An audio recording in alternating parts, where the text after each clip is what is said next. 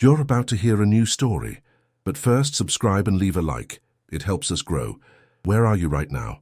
The rain fell in relentless sheets over St. George's Chapel as Eleanor Hartwick stood beneath a black umbrella, watching Lady Pembroke's coffin being lowered into the ground. She was 40 feet away from the family section, precisely where an unmarried companion belonged, neither servant nor family, existing in that peculiar limbo reserved for women who had outlived their usefulness to society. Around her, London's aristocracy whispered behind gloved hands, their voices carrying on the June wind like poison. 39 and still unmarried. What a waste. The Hartwick relic, I call her, past her prime by 2 decades. Eleanor's fingers tightened around the umbrella handle, but her face remained perfectly composed.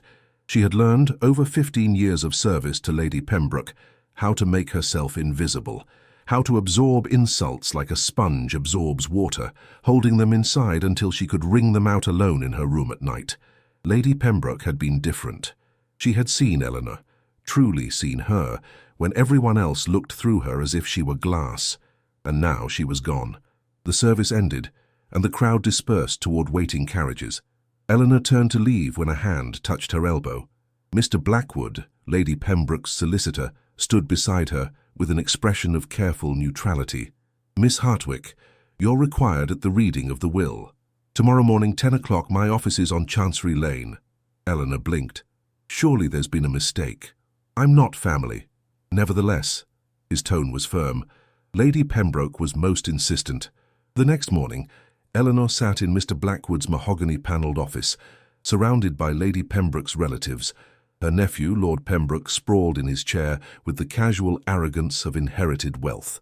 His sisters, Lady Catherine and Lady Margaret, shot hostile glances at Eleanor from beneath their mourning veils. They all knew what she was, a charity case who had lived off their aunt's generosity for far too long. Mr. Blackwood cleared his throat and began reading. Minor bequests first, jewellery to the nieces, a painting to the nephew. Then his voice shifted, taking on a strange formality. "To Miss Eleanor Hartwick, who has been my faithful companion these 15 years, who has shown me more loyalty and genuine affection than any person bound to me by blood, I leave the entirety of my remaining estate." The room exploded. "This is outrageous." Lord Pembroke shot to his feet. "She manipulated an old woman." "The properties in Mayfair and Hampshire, Mr. Blackwood continued calmly. "The investment portfolio currently valued at £80,000, and all personal effects, including the Pembroke Sapphire collection."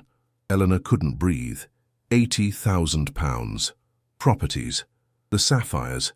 The legendary necklace that had belonged to the Pembroke family for 3 generations. "I'll contest this." Lord Pembroke's face had gone purple. "My aunt was clearly not in her right mind." "Your aunt," Mr. Blackwood said coolly, "was examined by 3 physicians in the weeks before her death. All declared her mental faculties perfectly sound. The will is ironclad, Lord Pembroke. I drafted it myself." The family stormed out, their threats echoing down the hallway. Eleanor sat frozen, staring at her hands. They were the same hands that had held Lady Pembroke's during her final moments, the same hands that had mixed her medicines and read to her every evening. She had never expected anything in return. Mr. Blackwood waited until the office was quiet before producing a sealed letter. "She left this for you personally." Eleanor's hands trembled as she broke the wax seal. Lady Pembroke's spidery handwriting filled the page. "My dearest Eleanor, by now you know what I've done, and I can imagine your shock. You will think this too much, too generous. But you must understand, you gave me 15 years of true companionship when my own family visited, only when they wanted something. You saw me as a person, not a bank account. I have one final request. The Queen's summer ball is in 3 weeks. I want you to attend wearing the Pembroke sapphires. Let London see you as I have always seen you, a woman of grace, intelligence, and quiet dignity. Let them finally look at you, Eleanor. Really look. You have spent too long making yourself invisible. It's time for you to be seen. With all my love, Caroline Pembroke." Eleanor read the letter 3 times before the words fully registered. The Queen's summer ball, the most prestigious event of the London season, where every eligible bachelor and matchmaking mama competed for position, where she would be the subject of every whispered conversation, every judgmental stare, where she would be utterly, terrifyingly exposed. 3 weeks later, Eleanor stood before the full-length mirror in her new Mayfair townhouse, barely recognizing her reflection. The dress was midnight blue silk that shimmered like water in candlelight, cut to emphasize her figure in ways that made her flush. But it was the necklace that transformed everything. The Pembroke sapphires, each stone the size of a robin's egg, blazing against her collarbone like captured starlight. Her lady's maid, Mrs. Davies, whom Eleanor had immediately hired from the pool of unemployed servants, stepped back with tears in her eyes. "You look like a duchess, miss." "I look like I'm playing dress-up," Eleanor whispered. "You look like you finally stepped out of the shadows." Mrs. Davies adjusted the necklace with gentle hands. Lady Pembroke knew exactly what she was doing. The carriage ride to Buckingham Palace passed in a blur of gas-lit streets and nervous breathing. When Eleanor stepped out, a footman took one look at the sapphires and his eyes widened. Suddenly she was being ushered through doors with a deference she'd never experienced, past crowds of arriving guests who turned to stare. The whispers started immediately. "Is that Eleanor Hartwick? Good God, she's wearing the Pembroke sapphires. How did she? I heard she inherited everything." Eleanor kept her head high, channeling every ounce of Lady Pembroke's aristocratic bearing as she entered the ballroom. Crystal chandeliers cast rainbow light across hundreds of guests in their finest. An orchestra played Strauss. The air smelled of hothouse roses and expensive perfume. She had never felt more alone. Eleanor found a position near a pillar, close enough to observe but far enough to avoid conversation. She watched couples waltz past, young debutantes flirting behind fans, matrons gossiping in clusters. This was the world that had rejected her decades ago when her father's financial ruin had made her unmarriageable. Nothing had changed except the number on her bank balance. Then she felt it, the weight of someone's gaze. Across the ballroom, a man was watching her. Tall, dark-haired, perhaps early 40s, dressed in impeccable evening wear. His face was all sharp angles and shadows, handsome in a severe way that made her breath catch. He didn't look away when their eyes met. Instead, he studied her with an intensity that made her skin warm. The Duke of Ashford. She recognized him from his reputation, a widower who had retreated from society after his wife's death 3 years ago. His rare appearances were legendary for their brevity, and his obvious discomfort with human interaction, and he was walking toward her. Eleanor's heart hammered against her ribs. She should move, find somewhere else to stand, but her feet had forgotten how to work. "Miss Hartwick." His voice was deep, rough-edged, like he didn't use it often. "Would you do me the honor of this dance?" It wasn't really a question. He offered his hand with the assumption she would take it. Eleanor glanced around, expecting this to be some cruel joke, but his expression was utterly serious. Yes, thank you, Your Grace." His hand closed around hers, warm and firm, and he led her onto the dance floor. The waltz had just begun. His other hand settled at her waist, and suddenly they were moving, spinning through the crowd with practiced precision. He didn't speak. He simply looked at her, those dark eyes, seeing something that made her feel transparent and exposed. Eleanor tried to think of something to say, some polite small talk, but the words died in her throat. "You're uncomfortable," he said finally. "I'm not accustomed to attention." "Neither am I." The corner of his mouth moved, not quite a smile. "Yet here we are. Why did you ask me to dance?" He was quiet for a long moment, guiding her through a turn. "Because everyone else is staring at your necklace. I wanted to see your face." The words hit her like a physical thing. Eleanor missed a step, and his hand tightened at her waist, steadying her. When the music ended, he released her with obvious reluctance. "Thank you for the dance, Miss Hartwick." He bowed, formal and distant, but his eyes held hers for one more moment, and she saw something there that made her pulse race. Recognition, understanding, hunger. Then he was gone, disappearing into the crowd. Eleanor stood frozen, her body still humming from his touch, when another voice spoke at her elbow. "Well, well, the elusive Eleanor Hartwick." She turned to find a different man, younger than Ashford, perhaps 38, with golden hair and a smile that could charm birds from trees. Handsome in a way that made you trust him immediately, which Eleanor instinctively knew was dangerous. "Your Grace." She recognized the Duke of Rothwell from his reputation as well, a charming rake who had somehow managed to gamble away most of his fortune while maintaining his social standing through sheer force of personality. "May I have the next dance?" I promise to be far more talkative than Ashford. His smile widened. He's not known for his sparkling conversation. Before she could answer, he had taken her hand and swept her back onto the floor. Where Ashford's dancing had been precise and controlled, Rothwell's was fluid and playful. He held her slightly closer than propriety dictated. I must confess, I've been curious about you for weeks, he said, guiding her through the steps. Everyone's talking about Lady Pembroke's mysterious heir, and here you are, more intriguing than any rumor. I'm hardly mysterious, Your Grace. I was her companion for 15 years. Yet no one really noticed you until you inherited a fortune and appeared at the Queen's ball dripping in sapphires. That's rather mysterious, don't you think? His eyes sparkled with mischief. Tell me, Miss Hartwick, what does a woman do with her first taste of freedom? Eleanor found herself smiling despite her nerves. I haven't decided yet. Then allow me to offer suggestions. Have you visited the Royal Academy's new exhibition? No? A travesty. We should correct that immediately. Are you asking me on an outing, Your Grace? I'm asking you to let me show you everything you've missed while serving someone else's needs. His voice softened. You deserve to be the priority, Miss Hartwick, perhaps for the first time. The dance ended, and Rothwell raised her hand to his lips, kissing it with practiced charm. I'll call on you tomorrow. Say yes. Yes. All right. He grinned like he'd won something and disappeared into the crowd. Eleanor's head was spinning. 2 dukes in one evening. It was absurd, impossible. She needed air. She slipped through a side door onto a balcony overlooking the palace gardens. The night was warm, stars visible between clouds. She pressed her hands against the stone balustrade, trying to calm her racing heart. Eleanor! She turned sharply. A third man stood in the doorway, older than the other 2, perhaps 40, with kind eyes and a gentle smile that felt oddly familiar. Lord Lennox. She recognized him immediately as Lady Pembroke's younger brother, the only family member who had ever shown her kindness. It's Duke now, actually. My brother passed last year. He stepped onto the balcony, keeping a respectful distance. But please, call me James. We've known each other long enough. I'm sorry about your brother.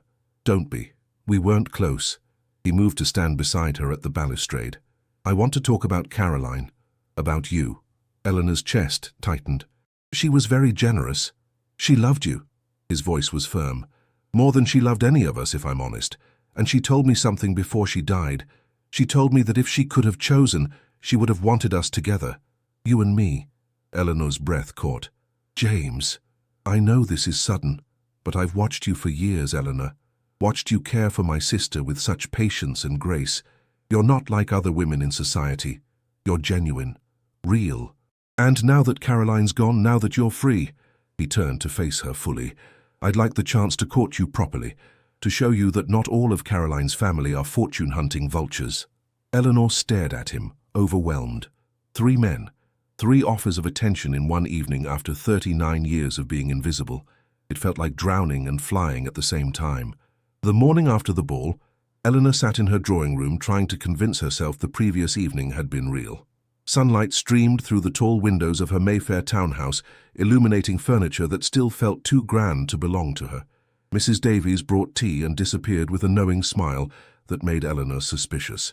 At precisely 11 o'clock, the Duke of Ashford was announced. Eleanor shot to her feet, smoothing her morning dress nervously. Ashford entered with the same controlled intensity he'd displayed at the ball, carrying a small bouquet of white roses. Miss Hartwick. He offered the flowers with an awkwardness that was oddly endearing. I hope I'm not calling too early. Not at all, Your Grace. Please sit. He chose the chair across from her, his large frame looking uncomfortable in the delicate furniture. For a long moment, he simply looked at her, as if memorizing her features. I don't do this well, he said finally. Social calls, pleasantries. I've avoided them since my wife died. Then why are you here? His eyes met hers, dark and direct. Because I can't stop thinking about you. Because last night, for the first time in 3 years, I didn't feel like I was suffocating. He leaned forward slightly. I know this is forward. I know you don't know me. But I'm too old and too tired to play games, Miss Hartwick. I want to know you. May I call on you again? The raw honesty in his voice stripped away Eleanor's defenses. Yes, she whispered. You may. He nodded, standing as if afraid he'd overstay his welcome. Thank you. After he left, Eleanor sat in stunned silence until Mrs. Davies appeared in the doorway, struggling to hide a smile. "Another gentleman to see you, miss. The Duke of Rothwell." Eleanor barely had time to compose herself before Rothwell swept in, carrying an enormous arrangement of exotic flowers and a book wrapped in brown paper. "Good morning, Eleanor. May I call you Eleanor?" "Excellent." He placed the flowers on a side table and handed her the book. "The catalogue from the Royal Academy exhibition I mentioned. I've marked the paintings I think you'll love." He settled onto the sofa without invitation, sprawling with casual elegance. "Now tell me everything. What did you think of your first ball in 15 years? His easy charm was infectious. Eleanor found herself relaxing, describing the evening with more honesty than she'd intended. Rothwell listened with genuine interest, asking questions that showed he was actually paying attention. "And Ashford danced with you?" He raised an eyebrow. "The man hasn't danced since his wife's funeral. You must have made quite an impression." "I'm not sure what kind of impression." "A memorable one, clearly." His gaze turned speculative. "Though I hope you'll remember that some of us are capable of actual conversation. Ashford's idea of courtship is probably long, meaningful silences." Eleanor laughed, despite herself. "That seems unkind." "But accurate." Rothwell leaned closer, his voice dropping to something more intimate. "I'd like to take you to the exhibition. Tomorrow, if you're free. Let me show you what joy looks like when you're not serving someone else's needs." "Tomorrow would be lovely." He grinned, triumphant, and took his leave with another theatrical kiss to her hand. The third caller arrived, just as Eleanor was beginning to think she'd imagined the entire morning. James Lennox came bearing no gifts, only himself and a warm smile. "I hope I'm not intruding," he said, settling into the chair Ashford had occupied. "I wanted to follow up on our conversation. Make sure you didn't think I was being opportunistic." "I didn't think that." "Good." He relaxed slightly. "Because I meant what I said, Eleanor. Caroline talked about you constantly in her final months. She worried about what would happen to you after she was gone. This inheritance, it was her way of ensuring you'd be taken care of, but also her way of giving you choices you never had before. She gave me everything. You earned it." His voice was gentle but firm. "And I'd like to earn the right to be part of your new life, not because of obligation or Caroline's wishes, but because I genuinely care about you. May I call on you regularly?" Eleanor nodded, overwhelmed by his sincerity. After he left, she sat alone in the drawing room, staring at 3 calling cards on the table. The Duke of Ashford, the Duke of Rothwell, the Duke of Lennox. 3 impossibly eligible men, all suddenly interested in a woman society had written off as unmarriageable. It should have felt like a dream come true. Instead, it felt terrifying. Over the following week, the pattern established itself with relentless intensity. Ashford came in the mornings, always bringing simple flowers, white roses, lily of the valley, and speaking in his careful, measured way about everything and nothing. They talked about books, music, the theatre. Or rather, Eleanor talked and Ashford listened with an attention that made her feel like the only person in the world. Sometimes they didn't talk at all. He would sit across from her, reading while she worked on correspondence, and the silence between them felt more intimate than conversation. Rothwell arrived in the afternoons, bursting with energy and plans. He took her to the Royal Academy, where they spent hours discussing paintings. He brought her to Gunter's for ices, scandalizing the ton by sitting with her in the park. He made her laugh until her sides ached with stories of society gossip and theatrical mishaps. Lennox visited in the evenings, bringing memories of Caroline and treating Eleanor with a gentle deference that felt both comfortable and slightly suffocating. He was safe, kind, uncomplicated in his affection. London society watched the spectacle with barely concealed glee. The unmarriageable spinster being courted by 3 dukes became the scandal of the season. Everywhere Eleanor went, she heard the whispers. 3 dukes fighting over her fortune, obviously. Perhaps they're taking pity on the poor thing. Can you imagine, at her age, finally experiencing male attention? It must be overwhelming. Eleanor tried to ignore them, but the comments burrowed under her skin. Were they right? Was this all about Lady Pembroke's fortune? Would any of these men look twice at her if she were still a penniless companion? The doubt festered, growing larger with each passing day. One afternoon she returned from an outing with Rothwell to find both Ashford and Lennox waiting in her drawing room. Mrs. Davies looked apologetic. "They both arrived at the same time, miss." I didn't know what to do. The 2 men stood at opposite ends of the room like warring generals. The air was thick with tension. "Gentlemen," Eleanor said carefully, This is unexpected. I had an appointment, Ashford said, his voice tight. 3 o'clock. As did I, Lennox replied coolly. I believe there's been some confusion. Eleanor looked between them, her heart sinking. She had scheduled them for the same time by accident, too flustered to keep track of the constant stream of visitors. I apologize. I'm still adjusting to... She gestured helplessly at the situation. To being fought over. Lennox's tone was sharper than she'd ever heard from him. Yes, I imagine this is quite an adjustment. Ashford's jaw tightened. That's uncalled for. Is it? We're all circling like vultures, and Eleanor's too polite to tell us to leave her alone. Don't presume to speak for her, Ashford said quietly, dangerously. Then let her speak for herself. Lennox turned to Eleanor. Do you want this? 3 men competing for your attention? Or are you tolerating it because you're so unaccustomed to being wanted that you'll take whatever scraps we throw you? The words hit Eleanor like a slap. Before she could respond, Ashford had crossed the room and grabbed Lennox's arm. Get out, he said, his voice like ice. Now. Lennox jerked free. Don't touch me, Ashford. You may be comfortable with intimidation, but... I said get out. The air crackled with violence. Eleanor stepped between them, her hands shaking. Both of you need to leave. Now. Ashford turned to her, something painful flashing in his eyes. Eleanor, please. Her voice broke. I need time to think. They left in tense silence. Eleanor sank onto the sofa, burying her face in her hands. Mrs. Davies appeared with brandy, pressing the glass into her hands without a word.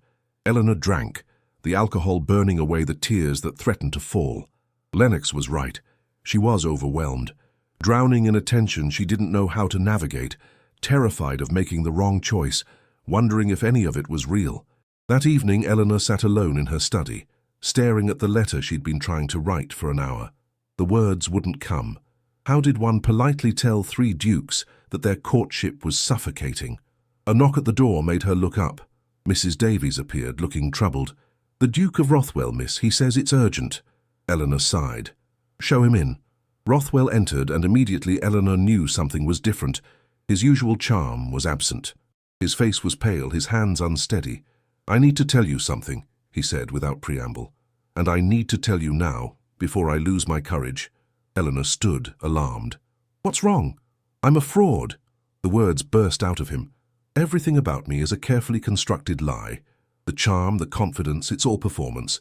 The truth is, I'm drowning in debt, Eleanor. My estates are mortgaged to the hilt.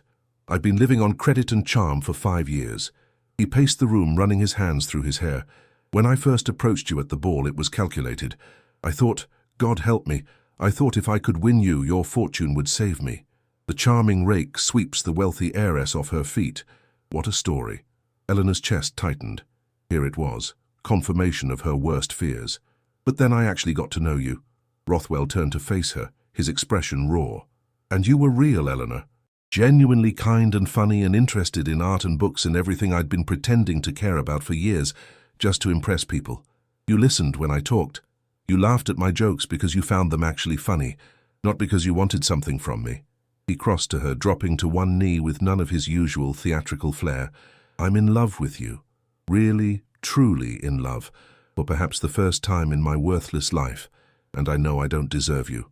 I know I came to you with the worst intentions, but I'm begging you to let me prove I've changed. Let me earn your trust. I'll spend the rest of my life trying to be worthy of you if you'll just give me a chance. Eleanor stared at him, torn between fury and something dangerously close to affection. You planned to use me. Yes. You saw me as a solution to your financial problems. At first, yes.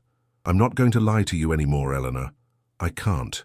The brutal honesty was almost worse than the deception. Eleanor moved away from him, wrapping her arms around herself. I need time to think about this. Please go.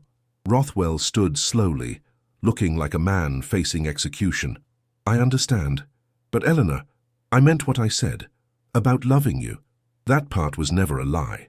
After he left, Eleanor sat in the dark for a long time. At least Rothwell had been honest.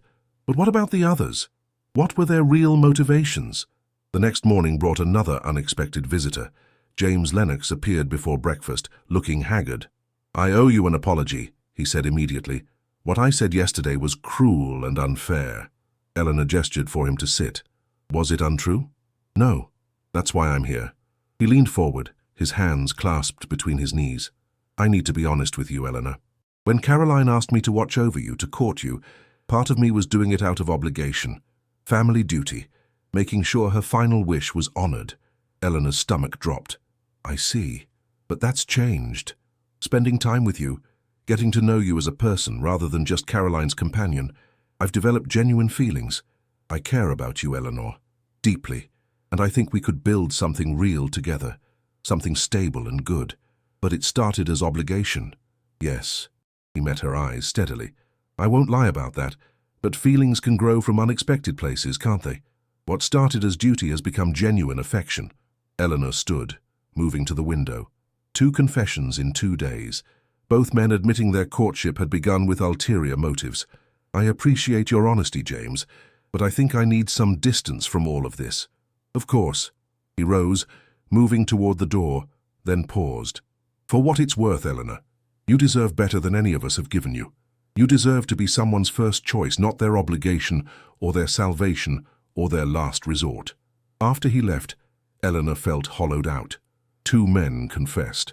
What about the third? As if summoned by her thoughts, Ashford was announced. He entered the study where Eleanor still stood by the window, looking out at the grey London morning. Rothwell was here last night, she said, without turning around. Lennox this morning, both making confessions. Do you have one too, Your Grace? She heard him move closer but didn't turn. No confession, he said quietly. Just truth. My wife died 3 years ago, and I thought I died with her. Not because I loved her, that's the terrible part. We married young for our family's sake. It was comfortable but hollow. And when she was gone, I felt guilty for not grieving more. Guilty for the relief that I no longer had to pretend. Eleanor turned to face him. He stood 3 feet away, his expression open in a way she'd never seen. I retreated from the world because I couldn't bear the falseness of it anymore, the performance, everyone playing their parts, and I'd just finished playing mine for 15 years. I wanted to be alone. Then why approach me at the ball? Because when I saw you standing there, trying so hard to be invisible despite wearing a fortune in sapphires, I recognized something. That same exhaustion with performance. That same longing for something real. He took a careful step closer, and when we danced, when you looked at me like I was actually seeing you, and you were actually seeing me, it was the first time in 3 years I'd felt anything but numb. His voice dropped, rough with emotion. I'm not here because of your fortune. I'm not here out of obligation. I'm here because you make me feel alive, Eleanor. And I never thought I'd feel that again. Eleanor's breath caught. This wasn't a confession of ulterior motives. This was something else entirely. Something that terrified her because it felt real.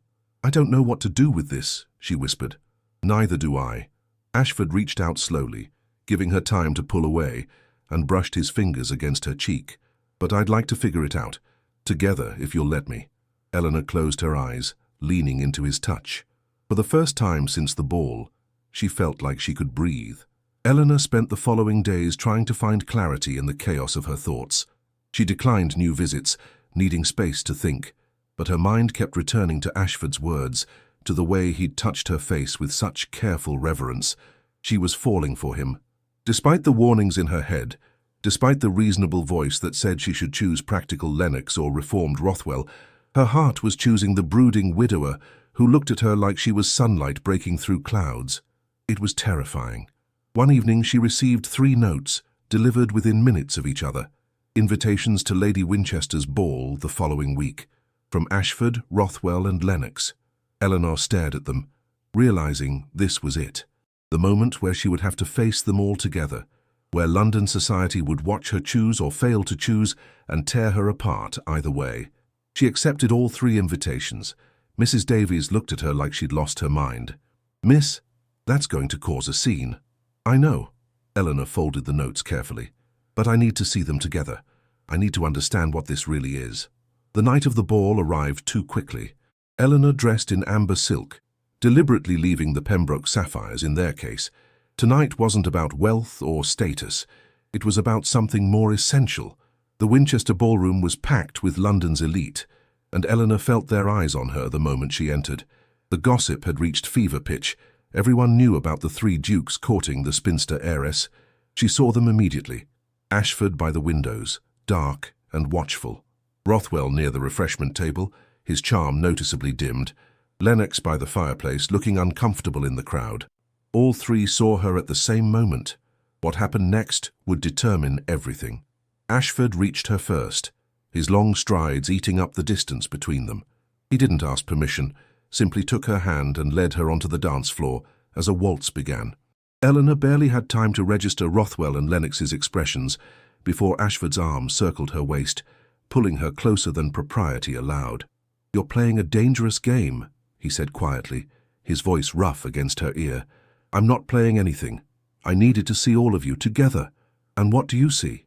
His hand tightened at her waist as he guided her through a turn. Eleanor looked up at him, at the fierce intensity in his dark eyes. "I see a man who's been alone for so long he's forgotten how to ask for what he wants." Something flashed across his face.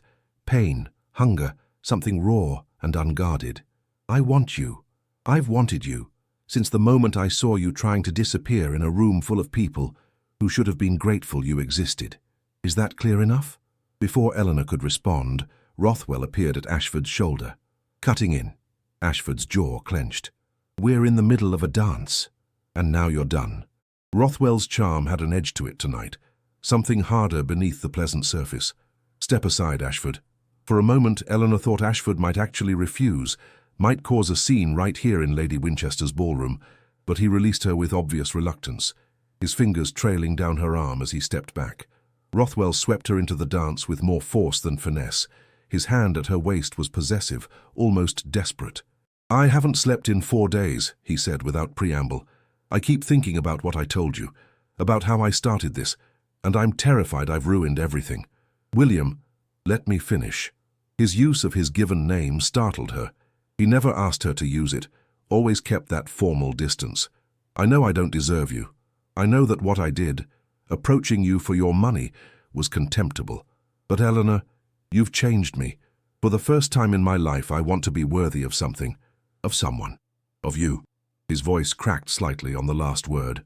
Eleanor saw real fear in his eyes, real vulnerability beneath the charming mask he wore so well. "I don't want to be someone's redemption project," she said softly. "You're not. You're—" He searched for words. "You're the first thing I've ever wanted more than I wanted to save myself. That has to mean something." The dance ended, but before Eleanor could respond, Lennox was there, offering his arm with quiet insistence. "My turn."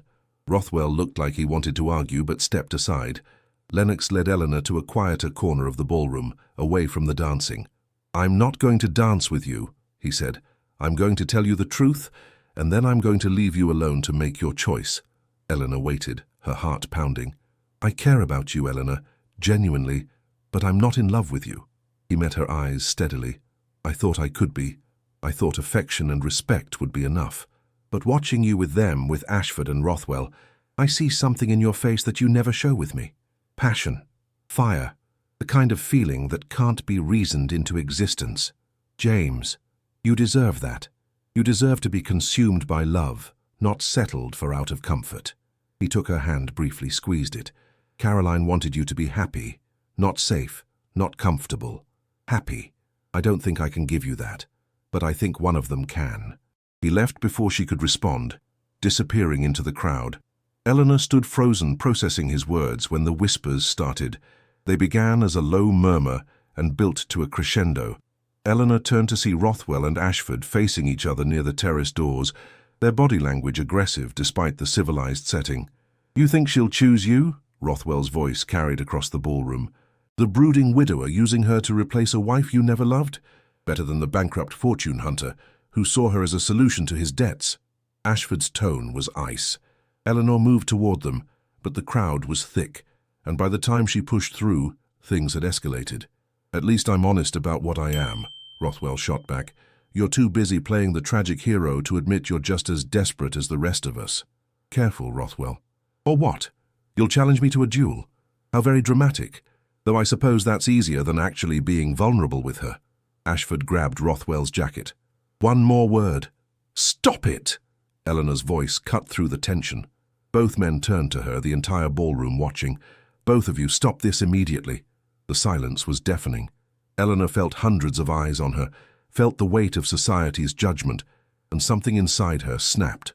All the years of making herself small, of accepting ridicule, of apologizing for existing, it all came crashing down. "You want to know what I see?" She looked between Ashford and Rothwell, her voice shaking with fury. "I see two men so consumed by their own fears and pride that they've forgotten I'm a person, not a prize to be won. I see a spectacle that's humiliating me in front of everyone who already thinks I'm pathetic." Ashford stepped back like she'd struck him. "Eleanor, I didn't mean—" "You didn't think. Neither of you did." She turned to address the room, something reckless rising in her chest. "You all want a show? Here it is. 3 dukes courting the unmarriageable spinster. How entertaining, how scandalous. Well, I'm done being your entertainment." She walked toward the exit, her head high, ignoring the whispers that followed her. Mrs. Davies was waiting with her cloak, bless her, and within minutes, Eleanor was in her carriage heading home. She didn't cry until she was alone in her bedroom, and then it was tears of rage more than hurt. She'd let herself believe, for a brief moment, that she could have what other women had. Love, romance, a genuine connection. But maybe society was right. Maybe at 39 she'd missed her chance. Maybe she was always going to be the woman on the periphery, watching life happen to other people. 3 days passed without a word from any of them. Eleanor spent the time riding alone in Hyde Park at dawn, reading in her study, trying to convince herself she was better off without the chaos they'd brought to her life. But the house felt empty in a way it hadn't before. She missed Ashford's quiet presence, the way he could sit with her for hours without needing to fill the silence. She missed Rothwell's laughter, how he made her feel young and playful. She even missed Lennox's steady kindness, though she understood now it had been the wrong kind of love. On the 4th day, a letter arrived. Eleanor recognized Ashford's handwriting immediately. Her hands shook as she opened it. "Eleanor, I don't write well. Words have never been my strength, but I need you to understand something. When my wife died, I thought I understood grief, but it wasn't grief. It was relief mixed with guilt. Relief that I no longer had to pretend. Guilt that I felt relief. I've spent 3 years punishing myself for that, isolating myself from any possibility of genuine connection. Then I saw you at that ball, and something shifted. You weren't performing. You weren't playing a role. You were just you, uncomfortable and real and so beautifully alive. And I wanted that.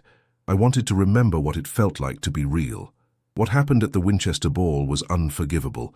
I let my fear of losing you turn into possessiveness. I treated you like something to be claimed rather than someone to be known. I'm sorry. I'm not asking for another chance. I'm asking if you would let me see you one more time.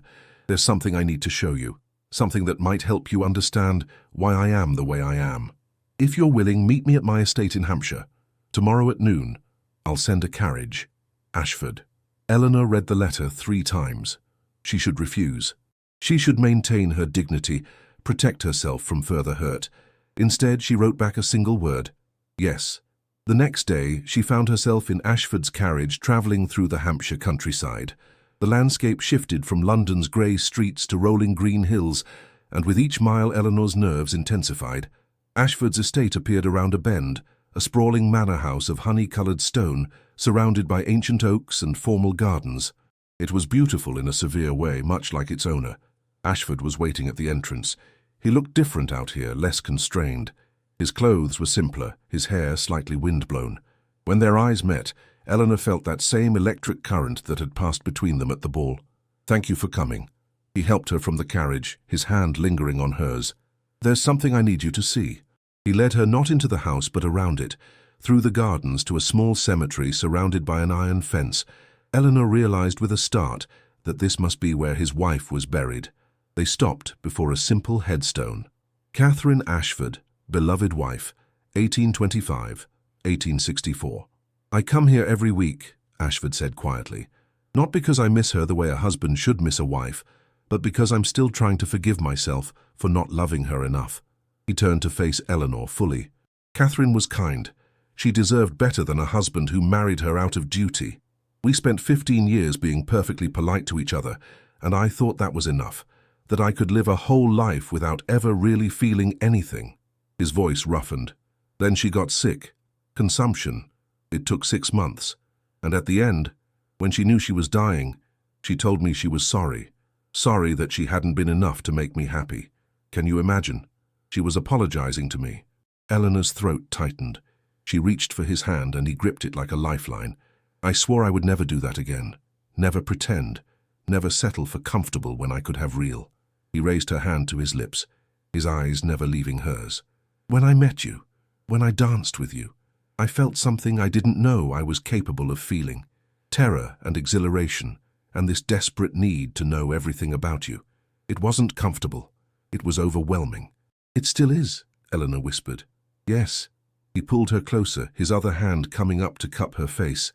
But I don't want comfortable anymore, Eleanor. I want you. I want to wake up every morning and see you reading by the window. I want to argue with you about books and listen to you laugh and know that what we have is real, even if it's messy and complicated and terrifying. Eleanor's breath caught. This was what Lennox had talked about, being consumed by love rather than settled for. This feeling of standing on the edge of something vast and unknown. What about Rothwell? The question slipped out before she could stop it. Something flickered in Ashford's eyes. What about him? He loves me too. He said, I know what he said. The whole ballroom heard it. Ashford's thumb traced her cheekbone. But I'm not going to compete anymore, Eleanor. I'm not going to convince you or fight for you or prove myself. I'm simply going to tell you the truth. I love you. Completely. Without reservation.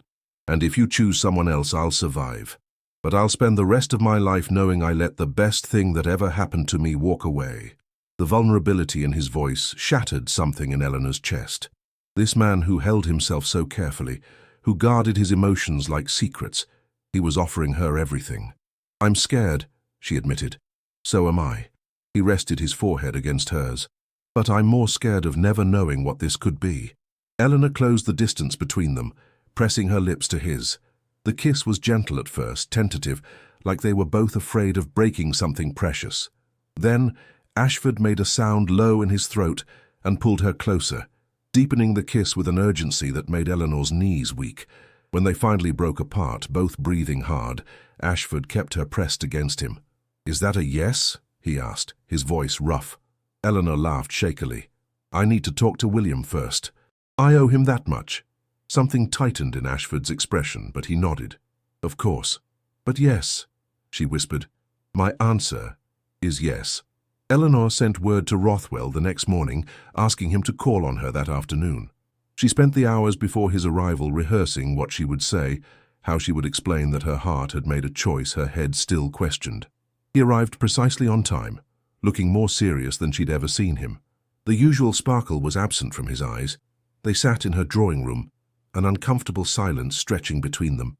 You've chosen him, Rothwell said finally. Not a question. Yes? Eleanor met his eyes. I'm sorry, William. I truly am. He nodded slowly, looking down at his hands.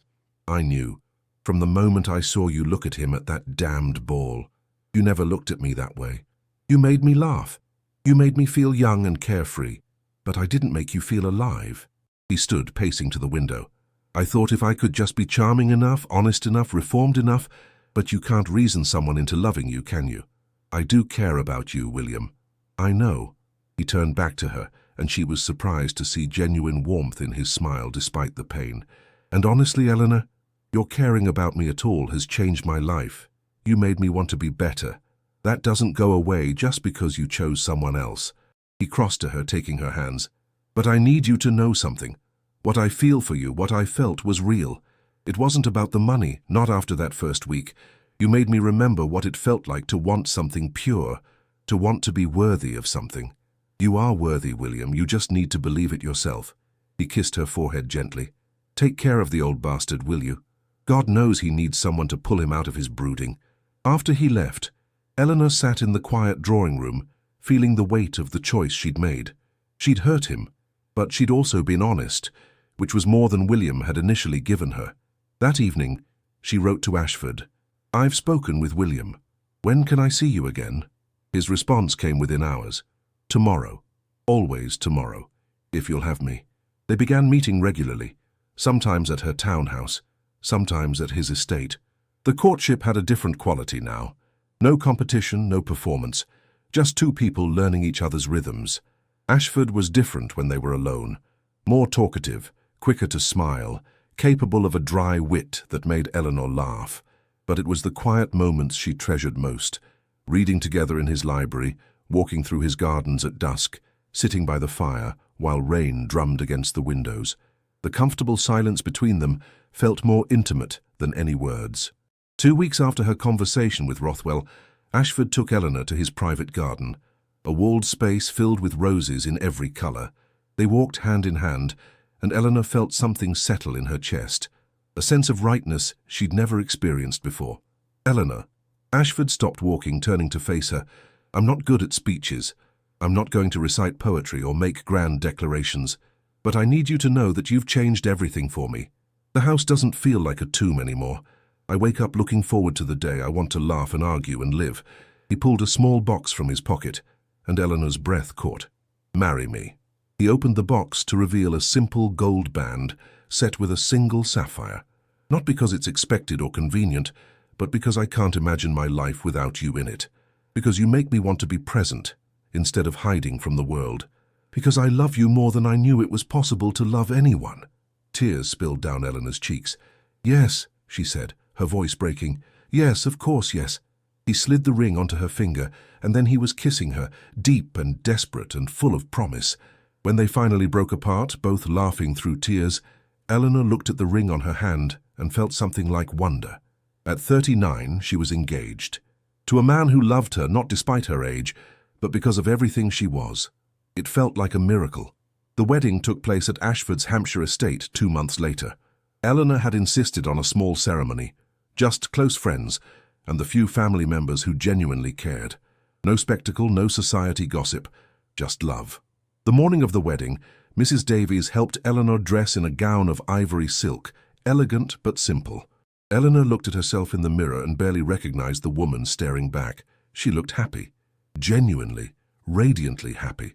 A knock at the door interrupted her thoughts. "Come in." William Rothwell stepped inside, looking handsome in his formal wear. Eleanor's eyes widened in surprise. "I hope you don't mind," he said with a ghost of his old smile. "Alexander invited me. Said he thought you might appreciate a friendly face." "Alexander invited you?" Eleanor couldn't hide her surprise. Ashford and Rothwell had barely been civil to each other for weeks. Apparently he's capable of maturity when sufficiently motivated. Rothwell crossed to her, taking both her hands. "You look beautiful, Eleanor. Truly radiant. Thank you for coming. I know it can't be easy." "Actually, it's not as hard as I thought it would be." He squeezed her hands gently. "Seeing you this happy, it's worth the sting to my pride. And I meant what I said. You changed my life. I've started actually fixing my estates, paying down debts, being responsible. Turns out there's satisfaction in honest work. I'm glad. Besides," his smile turned more genuine, "I've discovered I'm quite popular with heiresses who appreciate a reformed rake. There's hope for me yet." Eleanor laughed and Rothwell kissed her cheek before leaving. Moments later, another knock sounded. This time it was James Lennox. "I won't stay long," he said, stepping inside. "I just wanted to tell you that Caroline would be thrilled. This is exactly what she wanted for you, to choose your own happiness. Thank you, James, for everything." "No, thank you." His eyes were warm. "For reminding me that love should feel like more than comfortable friendship. I'm courting someone, actually. Lady Beatrice Ashford, Alexander's cousin, and this time I'm making sure it's passion, not just pleasant compatibility." Eleanor hugged him, grateful for his blessing. Finally, it was time. Eleanor walked through Ashford's gardens toward the small clearing where they'd set up chairs for guests. No grand church, no processional down a marble aisle, just a path through roses, leading to the man she loved. Ashford stood beneath an arch of white flowers, and the look on his face when he saw her made Eleanor's heart stutter. Pure, unguarded joy. This severe, controlled man who struggled to show emotion looked like he might actually cry.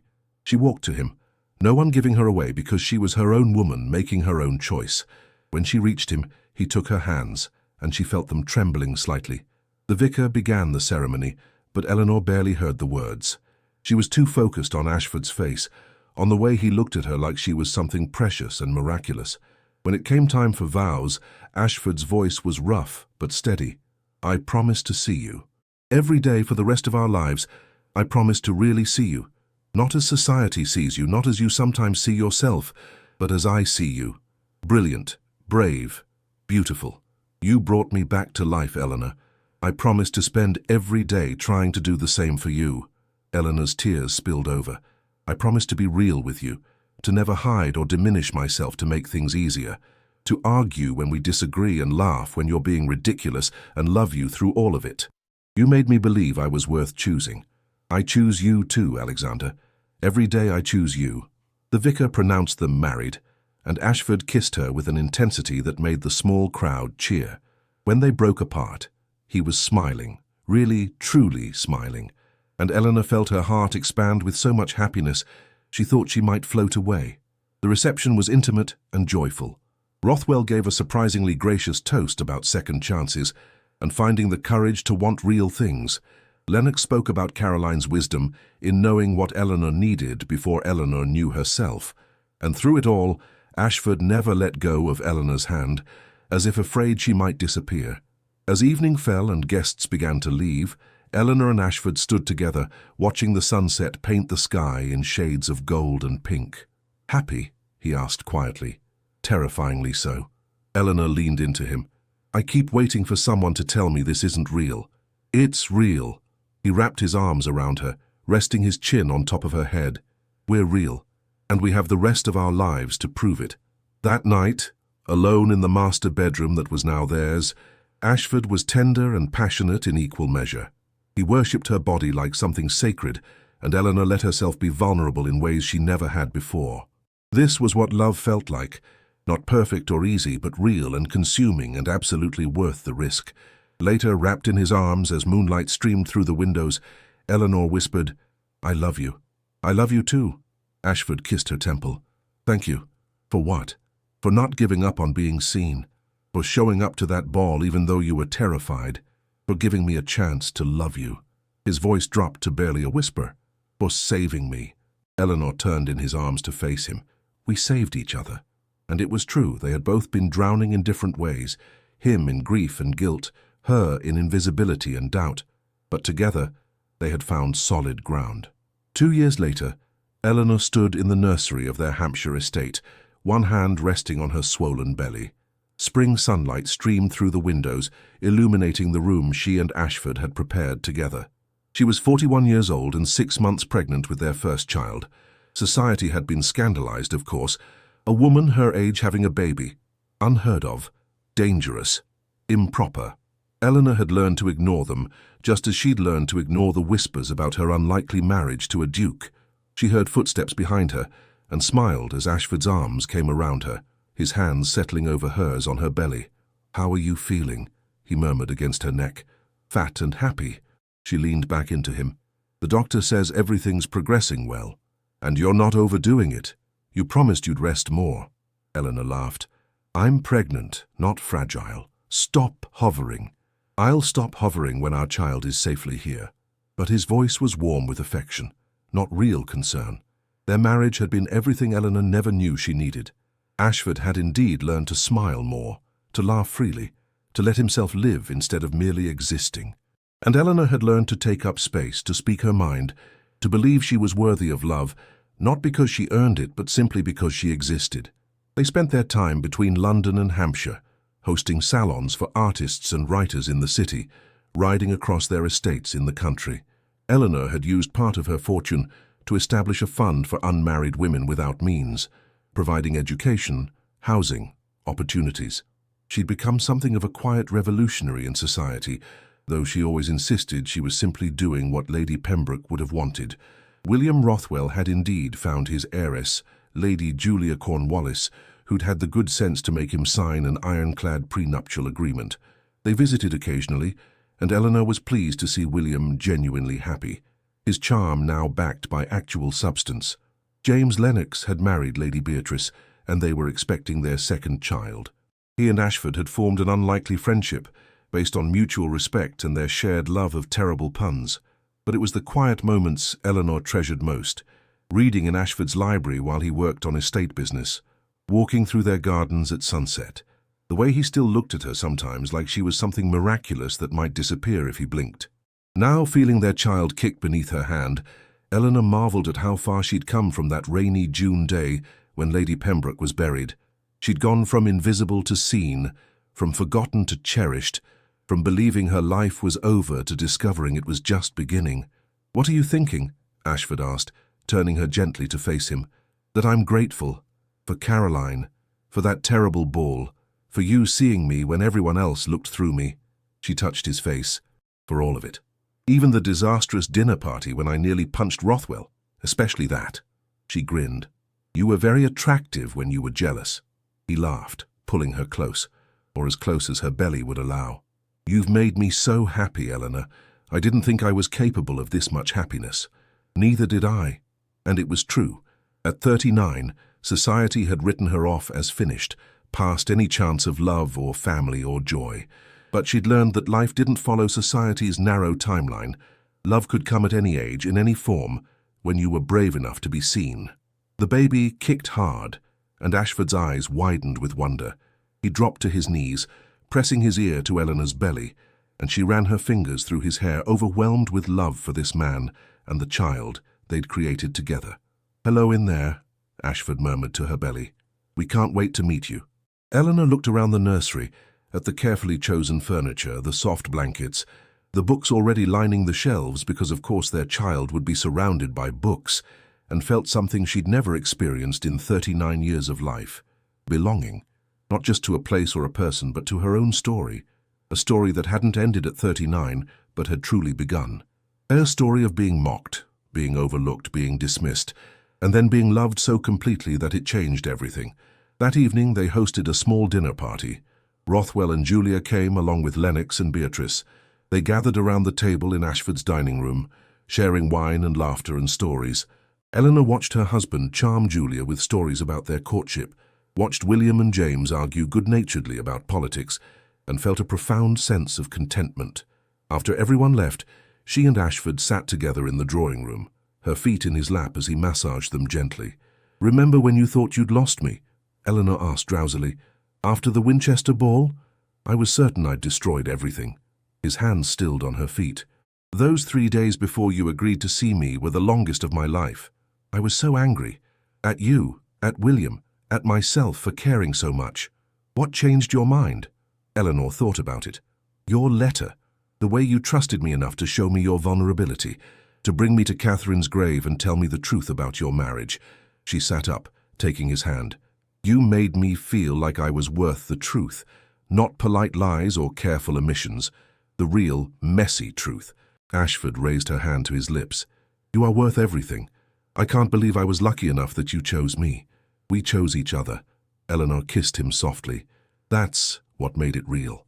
Later, lying in bed with Ashford's arm draped over her and their child moving beneath her skin, Eleanor thought about the girl she'd been at 20, the one who'd believed her father's financial ruin meant her life was over, that being unmarried by 25 made her a failure, that she'd missed her chance at happiness. If she could speak to that girl now, she'd tell her, "Your timeline is not universal truth. Your worth is not determined by society's narrow definitions. And love, real, transformative, soul-deep love, can come at 39 just as powerfully as it can at 20. She'd tell her, "Be patient, be brave, let yourself be seen." And most of all, she'd tell her, "The best parts of your story haven't been written yet. They're waiting for you to be ready to live them." Eleanor pressed her hand to her belly, feeling her daughter kick in response. Yes, the doctor had confirmed it was a girl last week, and smiled in the darkness. At 41, she was just beginning, and it was glorious.